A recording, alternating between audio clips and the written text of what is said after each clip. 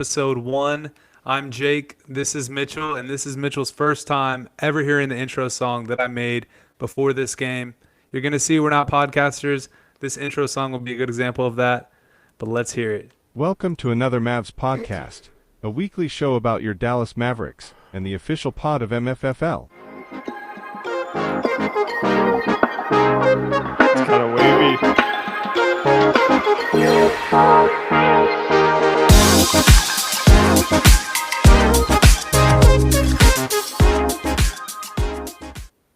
Okay, Jake, I gotta say, I think our Silicon Valley investors are going to be very pleased with the production value. So it definitely cut off the first few seconds, but this is what the first episode's for. But again, welcome to another Mavs pod. We're seriously just another Mavs pod. We're not going to pretend to be professional podcasters. As you can see, we're not. We are going to do this weekly, though. Again, I'm Jake Rafis. I'm the creator of @MavsFFL. This is my longtime friend, Mitchell. Mitchell, how we feeling? Feeling good, man. Quite the win. Good way to bounce back after the disappointment there in Phoenix. Thought we played real good defense, and PJ Washington finally looked like PJ Washington. So definitely need to take that momentum into going to Minnesota tomorrow night and hopefully start the week 2-0. Sure. And before we dive into it, Mitchell, I just want to touch on the Taylor Hendricks injury. Obviously, That was brutal. gruesome. I'm not sure yet whether it's foot or ankle, but that's something you never want to see. And that actually was a guy that could have been on the Mavs. Yeah, I was kind of checking my fantasy basketball at the time, and all I heard was Mark Followell saying Taylor Hendricks is down and it does not look good. And then just seeing all the players like, bro, what just happened? And they didn't run it back. I went and backed it up on my stream, and yeah, absolutely brutal. I'm wishing that man the best. Yeah, I had to hide a few videos on the Mavs_FFL community on Twitter. Subtle plug there, but I saw it once and I didn't want to see it again. Just a tough deal. And yeah, I remember a few years back when we were between D Live and Hendricks, so could have gone either way. But wishing him the best, and hopefully it's not a career derailing injury because those do happen. But I heard you mention fantasy, and that is one thing I want to mention too on this show. We're going to talk about a lot of things that aren't just Mavs basketball, personal, fantasy. So if you're here just to hear about Mavs, unfortunately, we're going to talk about a lot of other things too because, again, we're not a professional podcast. But what fantasy platform do you use? I've been on Yahoo for like 10 years. I know. Gross. Dude, they just changed how the app is like completely designed, and it's giving me a headache. So I'm going to be really sad, but I'm like probably 1 in 15 people that use Yahoo Fantasy. So how is it set up? Because this is my second time ever playing fantasy. The first time I was in 8th grade, and you had to pick for every game. Is that how Yahoo's set up? Nah, so there's we did a fantasy draft. It works a lot like football, where like you're just drafting players one time. And you can kind of like stream players and stuff like that, pick them up off the wire, and we just do it based on a weekly score, whoever has the most wins. Okay, but is it you have to set the lineup for every game, or do you pick a Yes. certain game? Nah, so like there's an easy way. You can start all your players for the week. Okay. Yeah, and that's the best way to do it. But I drop people and pick up a bunch of people all throughout the week. So my team, I usually leave like 2 or 3 roster spots a week open to just like constantly drop and add people. It's the best way. I just picked up Scottie Pippen Jr. on the Grizzlies. He's been balling. I haven't watched the Grizzlies yet, but I got Sleeper for my work fantasy league. First time playing it forever, and this is so fun. So you essentially get to pick a matchup and lock it in after the game. So Oh, wow. there's some strategy behind it, though, because, for example, I had Şengün in game 1. He had 40 fantasy points for the Yeah. season, and I was going to let it ride and see if he was going to do it again or maybe have 50 fantasy points, but I locked it in, thankfully, and then his following 2 games were trash. So as soon as the second game starts, you can't lock in the first. So there's some strategy behind it, and it doesn't take as much time. But, Mitchell, I do have to show you. For y'all that are on YouTube, you could see this, but this is my first podcast investment. Hold up. Look at that. Fire.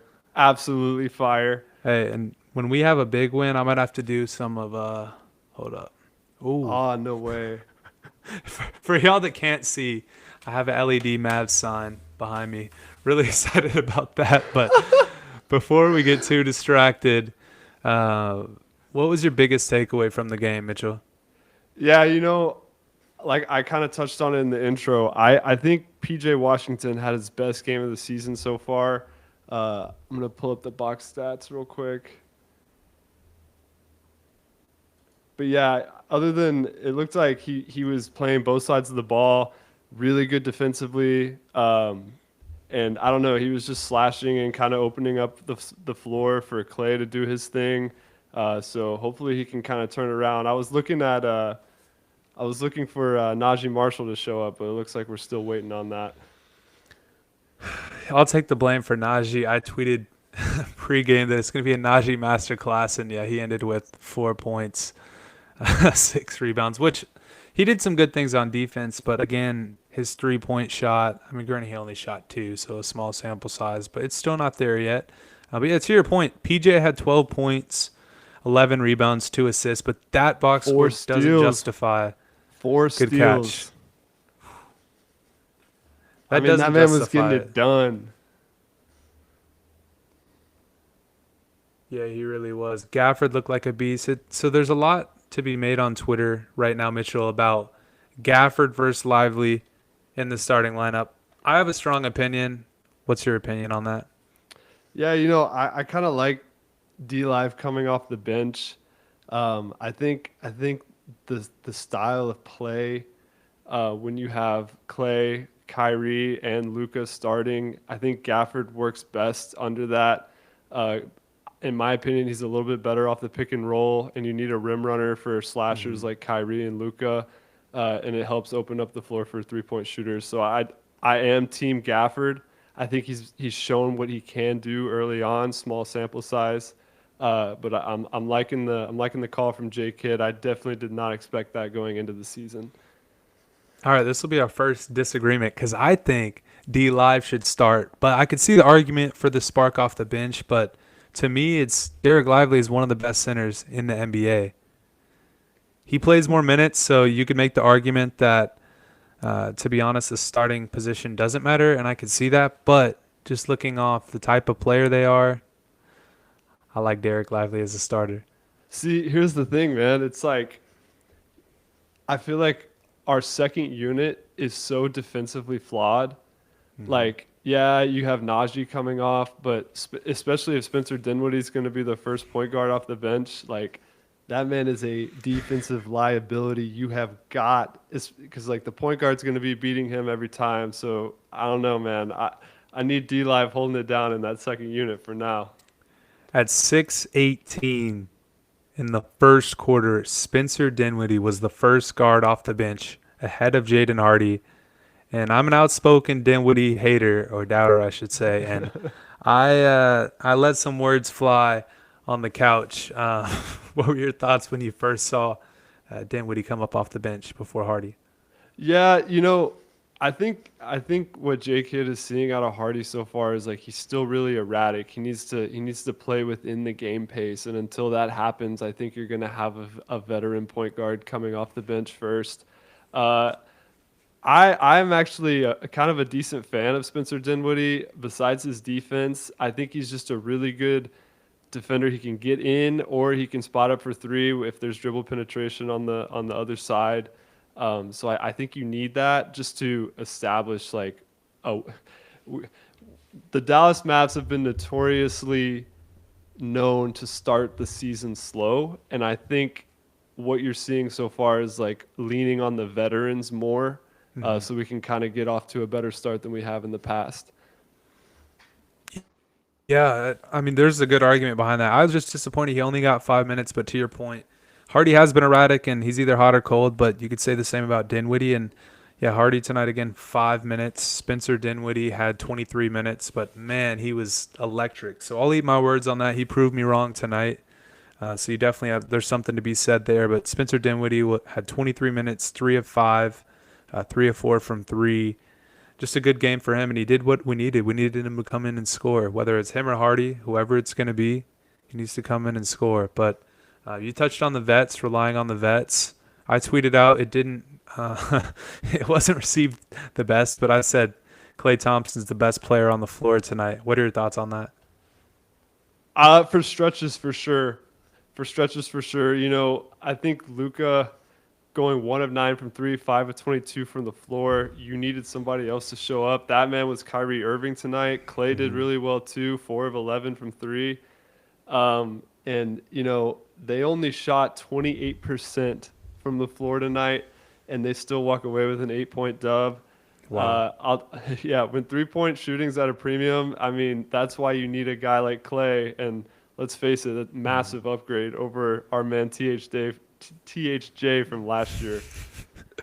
I don't even know what that man's up to on the Pistons. I haven't heard a word from them. I mean, the Pistons aren't in the media. I don't know either. But the fact that Tim made THJ, is getting slander on episode 1, I'm excited for where this podcast is going to go. But I want to take a look at THJ's stats real quick, as well as Josh Green. And if I had to guess, Tim Hardaway's going to have a really good game and a really bad game because that's Tim Hardaway. But looking here, October 25th, 9 points, 3 of 6. Not terrible. 3 of 5 from 3. And then the next day against the Celtics on the 26th, 9 points, 2 of 7 from the field, 1 of 5 from 3. Sounds about right. And then the 28th. Is today the 28th? Yeah. So tonight he had 20 points, 5 of 10, 33 minutes. So yeah, I pretty much guessed it. That's Tim Hardaway that we know, streaky. But honestly, I joke about him, and I was very critical of him while he was here, and he blocked me on Twitter, which is fair. But I wish him the best. But let's check in on Josh Green. So I got Josh Green pulled up for you. They have played 3 games, and he's only shown up in 1. Oh man. He played 18 minutes, and he scored 5 points, 3 rebounds, 2 assists, 1 of 3 from 3, and let's see, he's shooting 40% field goal percentage, 2 of 5. Mm-hmm. Could you pull up Derrick Jones Jr., Mitchell? And Yes. The reason I bring that up is a lot of people on Twitter are saying, it's valid right now, but saying Najee's not Derrick Jones Jr., which is fair, but you got to think Derrick Jones in his first 2 Mavs games only had 2 points, and then I think 5 points. So I'm not overreacting. Yeah, so DJJ has started out the season pretty decently, coming off the bench for the Clippers, 13 points, 3 rebounds on 66% field goal shooting. I think it's still early. Like with Najee, you know what that man can do. He's a dog on defense, very similar to Derrick Jones Jr. I would say more athletic. It's hard coming over from a new team, new offense, and when you have a kind of a decently sized shakeup in your starting shooting guard with Klay Thompson, like I think finding continuity on that second unit it's gonna take a while, but I have faith. I think it was a good pickup, and I'm gonna stand by that. You almost sound like Jason Kidd verbatim before the game. Yeah, he echoed a similar sentiment about these guys are new to a team and they're playing with superstars. That's something they haven't had the pleasure of doing, so it takes time. And he makes a good point. This isn't the Pistons, or this isn't the Pelicans, or even the Knicks for that matter when talking about Grimes. But yeah, it's something to keep in mind. And Derrick Jones is always compared 1-for-1 with Najee, and Quentin Grimes 1-for-1 with Josh Green. And I get that, but we're also discounting Klay Thompson because you could compare him to Derrick Jones Jr. in theory, right? Yeah, I think it's really easy to do when there's when players are acquired through trade, right? Like you're always going to be tied to that other person to say like, oh well, what if we didn't trade him? So that's just going to happen. That comes with it. Mm-hmm. I'm still questionable on Quentin Grimes. I wasn't really a fan of Josh Green per se either. I just don't know how that style of player fits with the Mavericks. I get it. You need some guy in the corner that can also take a defender off the bounce. But, I feel like if we can just have a little more, a defensive priority. You're high in pace. You're going to score a lot of buckets, but defense shows up every single night. Mm-hmm. And I still think we need a defensive player. Yeah, Omax, he came in early too. I thought we were going to see a lot of Omax minutes. He only ended with 4. So sometimes Jason Kidd's rotations have me confused. I don't know if you ever see someone and like, what is he doing? But it worked Yeah, tonight. that meant so unpredictable. Yeah, Mm. I feel like he's earned our respect after last season. So we'll just have to Hmm. see. Yeah, he has. Again, I'll eat my words because I wasn't too sure about Jason Kidd and especially his timeouts 2 years ago. But yeah, he's proved me wrong. But I think it'd be a disservice to not talk about Luka tonight. 15 points, 5 of 22 from the field, 9 rebounds and 8 assists. So for most people, 15, 8 and 9 is an amazing game. But I mean, we're talking about Luka Dončić here. What are your thoughts on his performance tonight? Yeah, the quite the hangover coming off a 40 point game against Phoenix. Oddly enough, though, he still finished at a +5, and that's just Luka Doncic being Luka Doncic. Players are more efficient when he's on the floor, regardless of if he's on an off night. So you love to see it. I hope he can turn it around tomorrow night. I think he will. Um, Going up against a team that we played in the Western Conference Finals, I feel like uh, it's going to be a good little continuation of that. I agree. I'll be at Cosm. We don't have a Dude, sponsor yet, but hashtag ad, we can pretend like we do. So sponsor Cosm for podcast 1. I'll be there tomorrow, and I'm very excited. I can't imagine what an NBA game looks like in that place. I've wanted to go so bad. I'm gonna have to link up soon with you because, dude, Mhm. I've been wanting to try Cosmos so bad. So the Warriors game, I believe it's really late on a Thursday coming up. I might have tickets for that. So stay tuned, Mitchell. Yeah, And for y'all that don't know about Cosm, it's essentially like the Vegas Sphere. Just imagine a super large immersive screen, but it's at Grandscape in the Colony in Dallas. Again, not an ad, but just a really cool immersive experience. And if you look up clips on Twitter, some football ones went viral, but it really feels like you're actually at the stadium. So looking forward to that. Again, not a sponsor, but we can pretend like we have sponsors. And that leads me to this may be a tough subject for you, Mitchell, with how bad a service you have, but this looks interesting. But this is my nah, antenna. This is my antenna to watch the Mavs games, and I did get it tonight. It was a little pixelated, very pixelated, but I saw the game and I saw it for free. How how are you watching the game, Mitchell? nah. So I tried the antenna. Oddly, like my TV is right next to a window, but for some reason the channels weren't picking up in the window. So I had to open my window and like put it on top of my roof. And even then, I don't know, I bought like a $20 one on Amazon or something, but you saw the picture. It was like pink and purple and blue, and I couldn't see absolutely anything. So I think by the end of the first quarter for the Phoenix game, I went ahead and no shame, I subscribed to Mavs TV, baby. Oh man, he did it. He did it. And just subtle plug, the picture I posted of the pixelated map screen was from Mitchell. I've always ran the account by myself, thinking about bringing Mitchell on to help me run it, which would be fun. But more to come on that. But my antenna held up. I do need to spend more. This was like a $6 one from eBay. I'm not going to show it again because that'll probably be a meme if it's not already. But I need to get a better one because the picture is horrendous. But to your point, you had a nice one and it didn't work. Yeah, and it was like one of the higher rated ones on Amazon. I don't know if my condo that I live in, it's like bricks, so I don't know if the walls are like too thick or something, but no shame. I got my $75 gift card to the Mavs shop for signing up for Mavs TV. Oh, So you got the $150 plan. yeah, yeah, I went ahead and bought the whole year, dude. I can't, I, I'm returning the antenna. I'm done. I'm retired. It took one quarter. I'm done. Do you get 2 free tickets as well for that?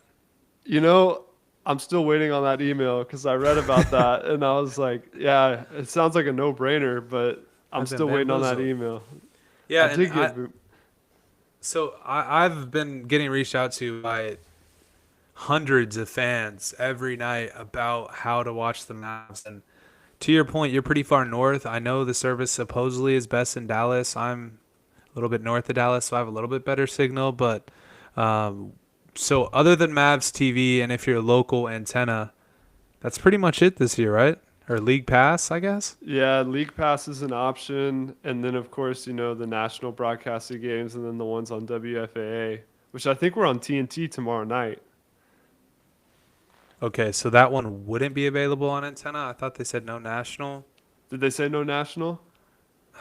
Dude, the whole thing's confusing. This is what I'm saying. I subbed. I don't have to ask questions anymore. Like, I'm locked in. It's so confusing. I'm about to just send people this episode when they ask me because I've typed out a paragraph many a times, and then I'll say Mavs TV, and then they'll get NBA TV, and it'll be blacked out, and I was like, no, Mavs TV, because NBA League Pass is blacked out in Dallas. I feel like all the Mavs fans account have turned into like customer support. Like, I don't understand how like one of the bigger media markets is so screwed up. People are giving the Stars a bunch of praise because their streaming service was free. I'm just like, if I'm going to be watching these games consistently, I've tried other methods, if you know what I'm talking about, but even those have trouble. So I just, no stress. It's worth the money.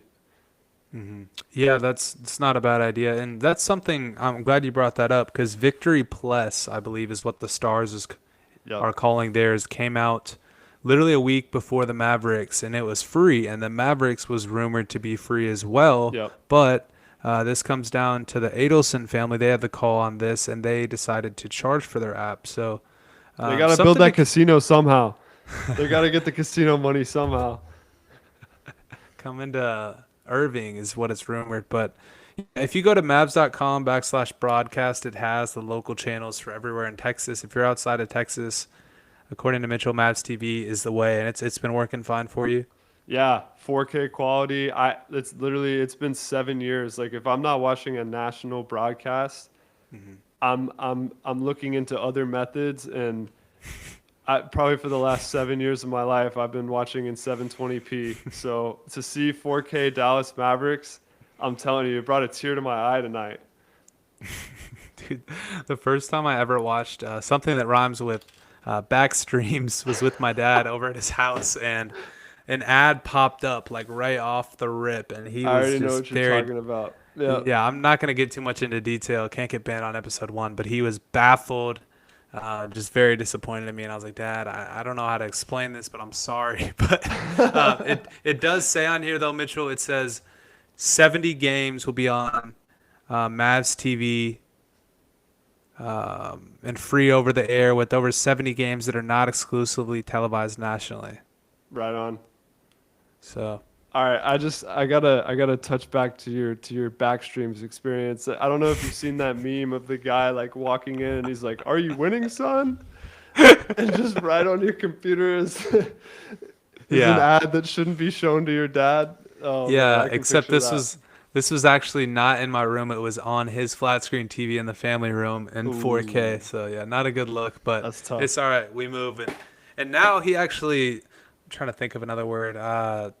Seth streams is one he uses to watch he's a big Browns fan, watches the Browns and Mavs as well on Seth streams, if you've seen that site. Walter White TV. Oh man, that's good.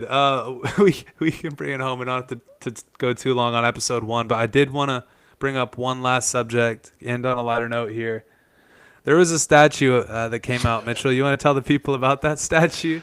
Oh man, Miami Heat legend Dwayne Wade getting absolutely embarrassed by the Miami Heat by dropping one of the worst statues I've ever seen. And Jake, I'm going to be honest with you. If this podcasting thing doesn't work out, I think they're hiring anybody to create statues. So that may be our next avenue.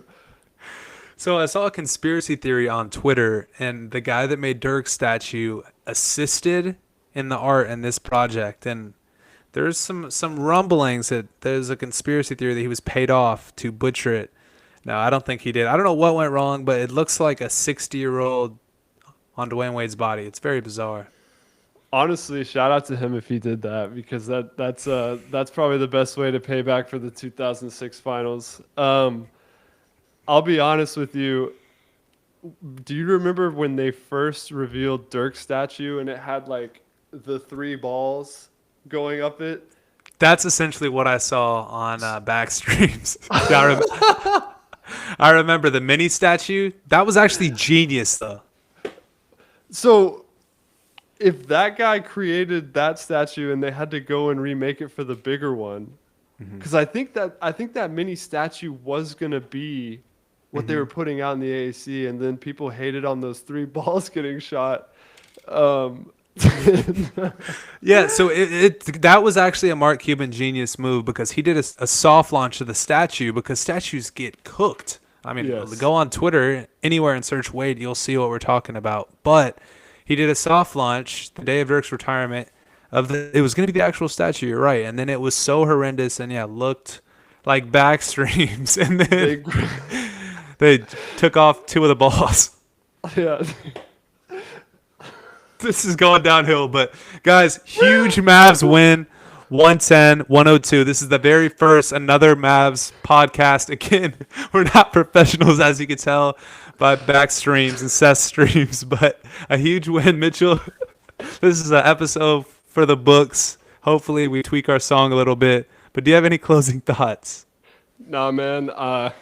Just keep that energy from tonight. Hopefully they can shoot the ball a little bit better tomorrow, going up against a better Minnesota team. But no, I'm looking forward to doing these. Shout out to the day ones that are going to be watching this pod. Make sure you like, comment, subscribe, do all the things, man. And I'm excited to start this.